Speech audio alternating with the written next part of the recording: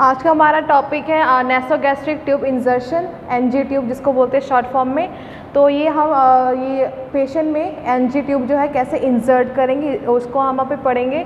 सबसे पहले डेफिनेशन के साथ हम डील करते हैं। डेफिनेशन है NG tube insertion is a method of introducing tube through mouth into the stomach. मतलब कि इंजर्शन ऑफ एनजी ट्यूब एक ऐसा मेथड है कि उसको इंसर्ट करें from mouth through the mouth into the stomach तक इंसर्ट करने वाला जो ट्यूब है उसको हम कहते हैं एनजी ट्यूब इंजर्शन। उसके बाद पर्पस जो है हम एनजी ट्यूब क्यों हम इंसर्ट करते हैं। सबसे पहला है to feed patient when oral intake is not possible. कभी कभी ऐसा होता है सर्जरी के बाद या फिर कोई भी डिजीज़ के ओरली अगर कोई भी डिजीज़ होगा तो फिर क्या होता है खाना खा नहीं पाते, तो खाना नहीं खा पाते, इसीलिए क्या करते हैं खाना डाइट जो है न्यूट्रिशन जो है वो पहुंचाना बहुत ज़रूरी है। So that's why NG tube लगा लेते हैं। उसके बाद वहाँ से फीडिंग शुरू कर देते हैं। जो ओरली खा नहीं सकते एनजी ट्यूब के थ्रू वो फीडिंग करते हैं। तो इसीलिए सबसे पहला पर्पस तो यही है to feed patient, PT short form for patient when oral intake is not possible. जब ओरली हम नहीं खा सकते, बाय माउथ हम नहीं खा सकते, तो फिर क्या करेंगे हम एनजी ट्यूब इंसर्ट करें ताकि फीडिंग हो पाए। Okay, next is to instil ice cold solution to control gastric bleeding. अगर गैस्ट्रिक स्टमक एरिया में, गैस्ट्रिक हमारा कहाँ पे प्रोड्यूस होता है स्टमक एरिया में।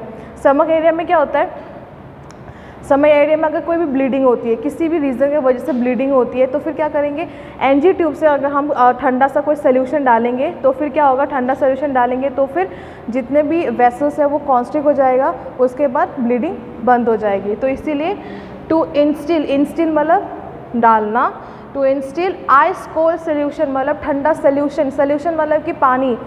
एनजी सबसे बड़ी बात है एनजी ट्यूब में जब भी हम फीडिंग करते हैं वो हमेशा पानी जैसा होना चाहिए, जैसे दाल का पानी हो गया, फिर जूस हो गया या फिर उसके बाद मिल्क हो गया, ओनली वाटर सोल्यूशन। ऐसा नहीं कि चावल डाल दें, वो जा नहीं पाएगा ट्यूब में, तो that's why only water solutions जो है वो यूज़ करेंगे।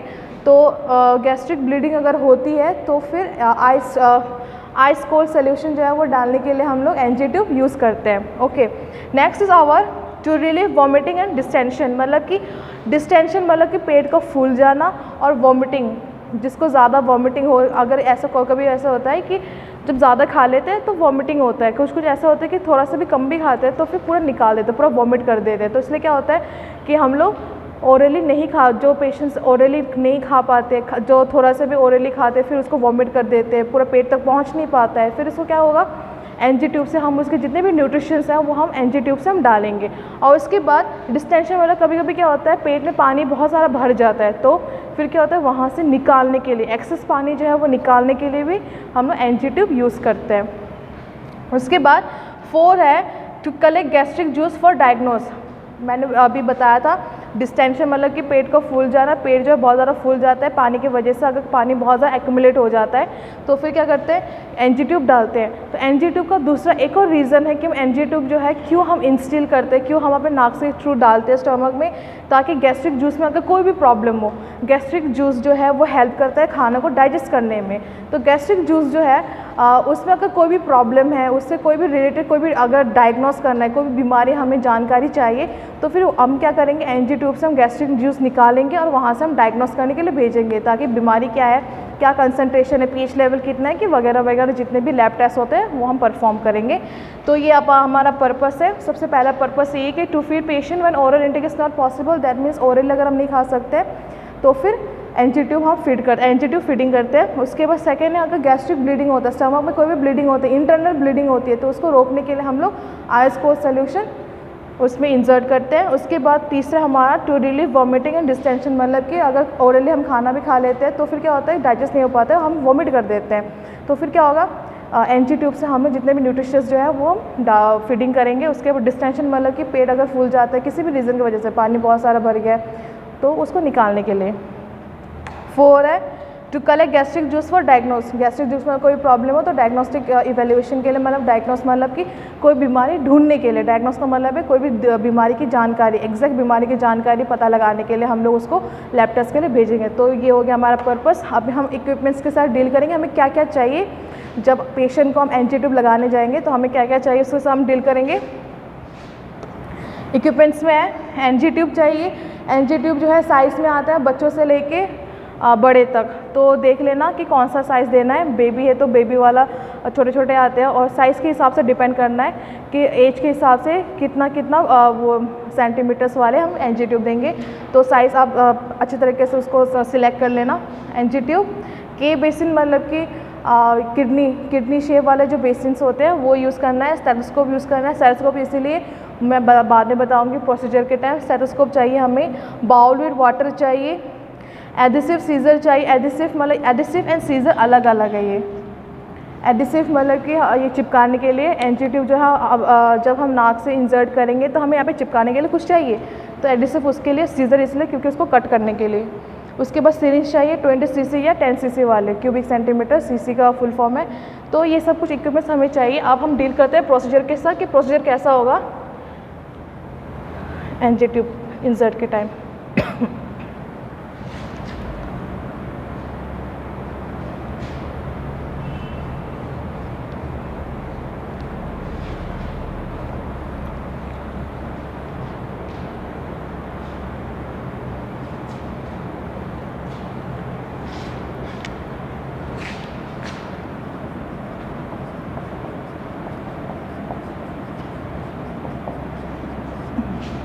प्रोसीजर में क्या होगा, सबसे पहले इक्विपमेंट्स जो है वो ट्रे में हमें सबसे पहले इकट्ठा करना है।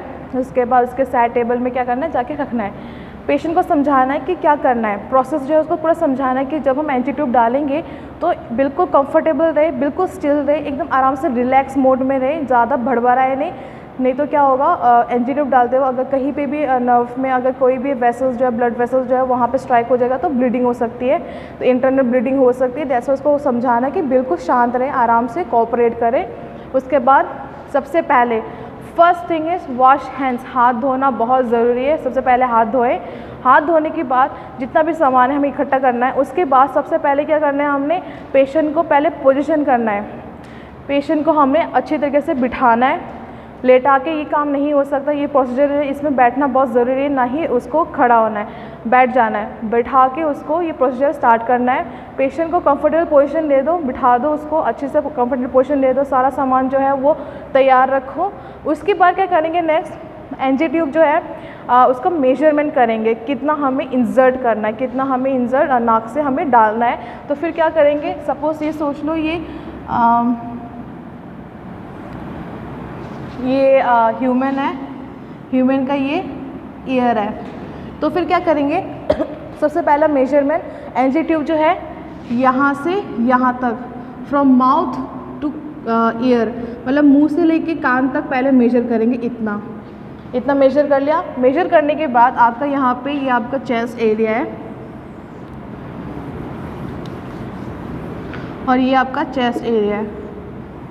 तो फिर क्या करेंगे, चेस्ट एरिया में हम सबको पता है कि यहाँ पे ऐसा स्टर्नम आता है, स्टर्नम, जिसको हम जहाँ पे स्टर्नम ख़त्म होता है ज़िफॉइड प्रोसेस बोलते हैं इस एरिया को।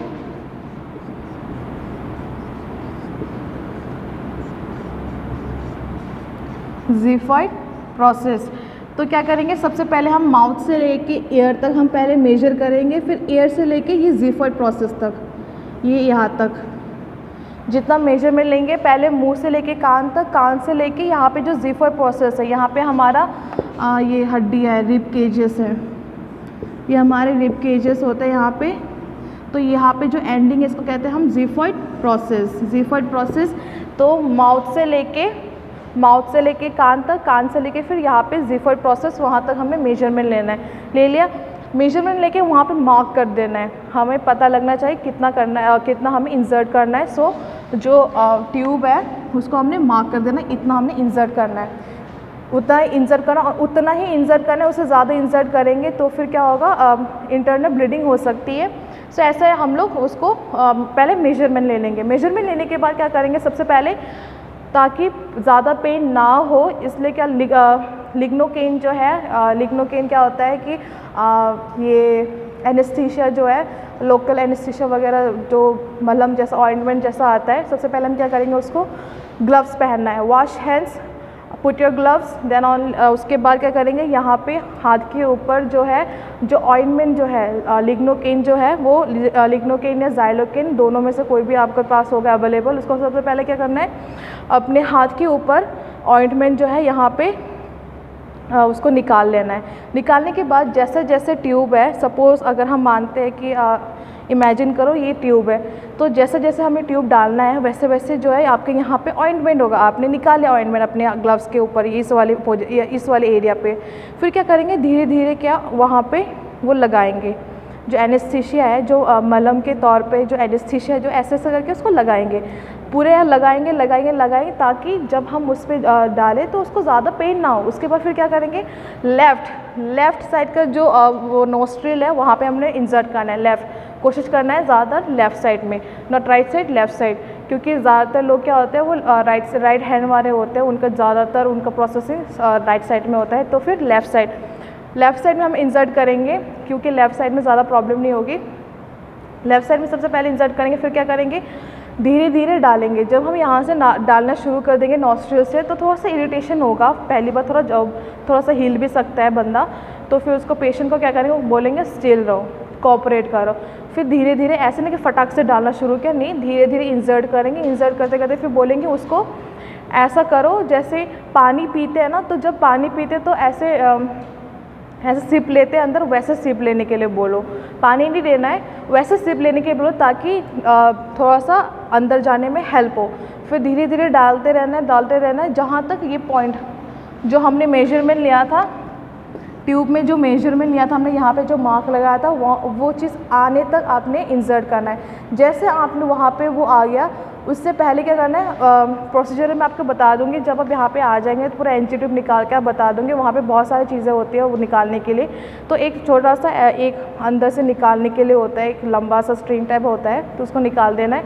उसके बाद क्या करना है, ये जो 10 cc या फिर 20 cc का जो सिरिंज था उसमें कुछ नहीं करना है, कुछ नहीं भरना है, ना पानी भरना है ना कुछ नहीं भरना है, उसमें बस हवा भरना है। हवा कैसे भरेंगे, हवा कैसे भरेंगे उसमें, तो सबसे पहले क्या करेंगे, उसमें कोई सोल्यूशन नहीं डालेंगे, हवा भरना है हमें, ताकि चेक करना है कि सही जगह पे पहुंचा कि नहीं पहुंचा। सबसे पहले क्या करेंगे, जो उसमें एक ना वो स्ट्रिंग सा होता है अंदर, तो उसको पहले निकाल के रख देना है। तो पूरा ट्यूब जो है पूरा खाली है, ट्यूब पूरा खाली है। अब उसमें क्या करेंगे, सिरिंज जो है 10 cc या 20 cc का जो सिरिंज जो है उसमें ऐसे नॉर्मली पीछे खींच दो, प्लंगर जो है वो पीछे खींच दो। पीछे खींचने के बाद पूरा खाली रहेगा। फिर क्या करना है, नाक में जो एनजी ट्यूब डाला हुआ है हमने उसमें फिट कर देना है। फिट करने के बाद स्टेथोस्कोप लो, स्टेथोस्कोप लेने के बाद पेट में यहाँ पे रखो, यहाँ पे उसका जो फ्लैट सरफेस है यहाँ पे रखो। रखने के बाद जब आप वहाँ से एकदम से ऐसे आपने जो सिरिंज जो है, सिरिंज यहाँ पे आपने रखना है। रखने के बाद जैसे आप सिरिंज में ऐसे पुश करोगे तो हवा जो है ट्रैवल करके यहाँ पे एकदम से ऐसा आएगा जैसे पेट गुड़गुड़ करती है, वैसे वाली आवाज़ आएगी आपको स्टेथोस्कोप में। अगर वैसे आवाज़ आई मतलब आपने बिल्कुल सही जगह पे आपने एनजी ट्यूब डाला। अगर नहीं तो फिर से निकालना है, फिर से रीइंसर्ट करना है, लेकिन थोड़ा टाइम के बाद, एकदम से नहीं करना है। तो फिर से मैं समझाती हूँ। एनजी ट्यूब जब डालते हैं उसके बाद क्या करना है, हमें जो 10 cc का जो सिरिंज है, सिरिंज जो है पीछे की तरफ खींच देना है, पूरा हवा वो कुछ भी नहीं डालना है, कुछ भी नहीं। उसके बाद डायरेक्ट पीछे खींचने के बाद उस पर कनेक्ट कर दो। कनेक्ट करने के बाद आप स्टेथोस्कोप से यहाँ पे अपना सुनना है, हमने आवाज़ सुनना है। तो एकदम से आप ऐसे पीछे ऐसे पुश कर दोगे उसको सिरिंज को, तो फिर यहाँ पे गुड़गुड़ सी आवाज़ आएगी, जैसे पेट में गुड़गुड़ हो रखा है वैसे वाली आवाज़ आएगी, बबल साउंड आएगा। बबल साउंड अगर आएगा दैट मीन्स हमने बिल्कुल सही वाला प्रोसेस किया है। उसके बाद अगर फीडिंग करना है या फिर आपको नेसो लैवेज करना है, मतलब निकालना है कोई भी गैस्ट्रिक जूस, तो फिर वो उसके हिसाब से आपको परफॉर्म करना है।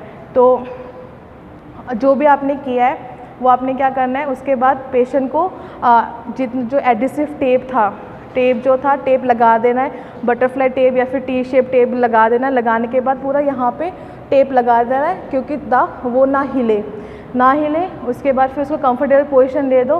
फिर उनको समझाओ, उनके साथ जो आए होंगे उनको समझाना है कि कैसा फीडिंग करना है।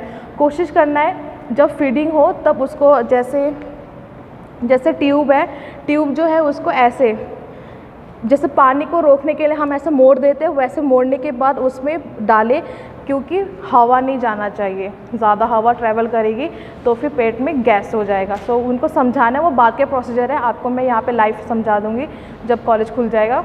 तो फिर उसमें ऐसे करना है, उसके बाद अपने हाथ धोना है, जितना सामान है सबको स्टेराइल करना है, जो भी आपने किया है वो नर्सेस ऑर्डर शीट में आपने पूरा रिकॉर्डिंग कर देना है और उसके बाद पेशेंट को थोड़ा सा ऑब्जर्व करना है ताकि उसमें कोई भी इरिटेशन है कि नहीं है। तो इतना ही एनजी ट्यूब में, ज़्यादा कुछ नहीं है, बस इतना है कि mouth to ear, ear to xiphoid process, ये जो है आपको मेजरमेंट करना है। इतना ही एनजी ट्यूब का। और आपका असाइनमेंट है nursing responsibility, NG tube insertion के टाइम नर्सिंग रेस्पॉन्सिबिलिटी क्या होनी चाहिए। Okay class, thank you.